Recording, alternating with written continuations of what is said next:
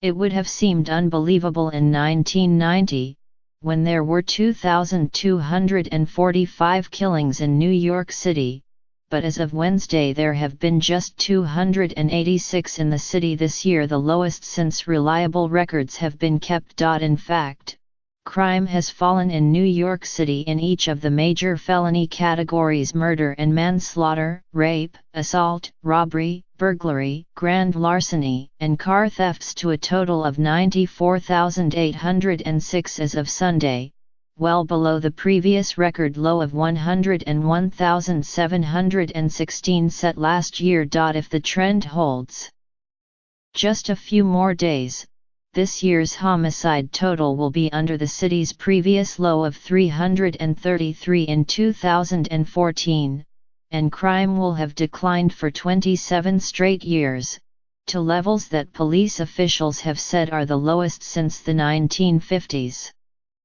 The numbers, when taken together, portray a city of 8.5 million people growing safer even as the police, under Mayor Bill de Blasio, use less deadly force, make fewer arrests and scale back controversial practices like stopping and frisking thousands of people on the streets. There is no denying that the arc is truly exceptional in the unbroken streak of declining crime, said William J. Bratton, who retired from his second stint as police commissioner last year. But officials see one area of concern: an uptick in reports of rapes toward the end of the year. The increase, which officials said included a higher than normal number of attacks that occurred more than 1 year ago, coincided with the publication of accusations against powerful men like Harvey Weinstein, which gave rise to the Me Too movement encouraging victims to come forward.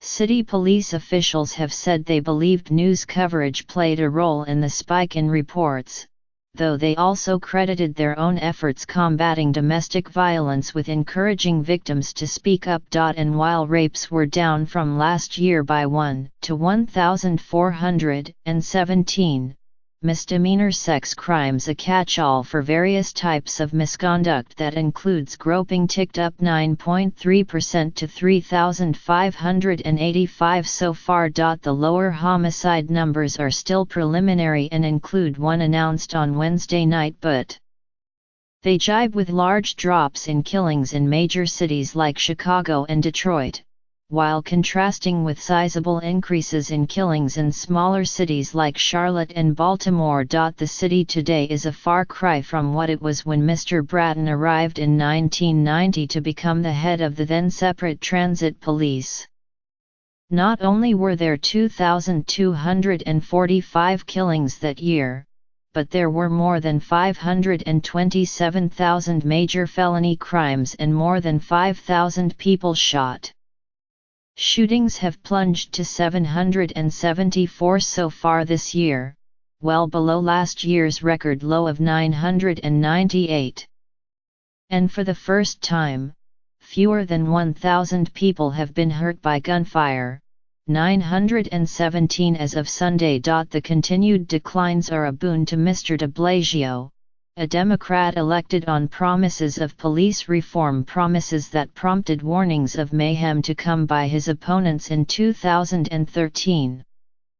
But the opposite has happened, putting him on stronger footing as he pivots to a second term with a police department transformed to exercise greater restraint as it focuses on building trust in the city's neighborhoods. Franklin E. Zimring, a professor at University of California, Berkeley, School of Law, said the downturn was an astounding achievement, but it raised another question: how long and low will crime fall? We don't know when we've exhausted the possibilities of urban crime decline. And we won't know unless and until New York scrapes bottom, said Mr. Zimring, who analyzed the first 20 years of New York's historic crime reduction and expounded on it in a book. Mr. de Blasio and the police commissioner, James P. O'Neill, credit recent drops in crime to the police department's emphasis on going after the relatively small groups of people, mostly gangs and repeat offenders, believed to be responsible for most crime, while also building relationships in communities where trust has been strained. Mr. Bratton applauded political support for the police from the mayor, who provided funding for investments in officer hiring, training, equipment and overdose reversal drugs. One of the results is that police officers are using deadly force less often. As of December 20, police officers intentionally fired their service guns in 23 encounters, a record low, down from 37 in 2016. The police department said officers were relying more on stun guns, which were used 491 times through November, compared with 474 times during the same period in 2016. More than 15,000 officers have been trained how to use them. But criminologists differ about the cause of the continued declines. Mr. Zimring said that while better policing accounted for much of the decline in crime since 1990, it was no longer a primary driver.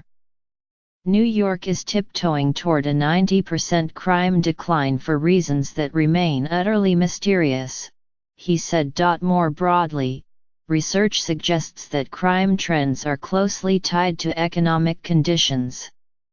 Interest rates, inflation, and unemployment are among the macro-level factors influencing crime, according to James Austin, the president of the JFA Institute, a criminal justice policy nonprofit. What the Fed does will have more of an impact than any sentencing or police reforms, Mr. Austin said. The reductions in New York are a part of what the Brennan Center for Justice expects will be a 2.7% decline in crime rates and 5.6% drop in murder rates across the country's largest cities.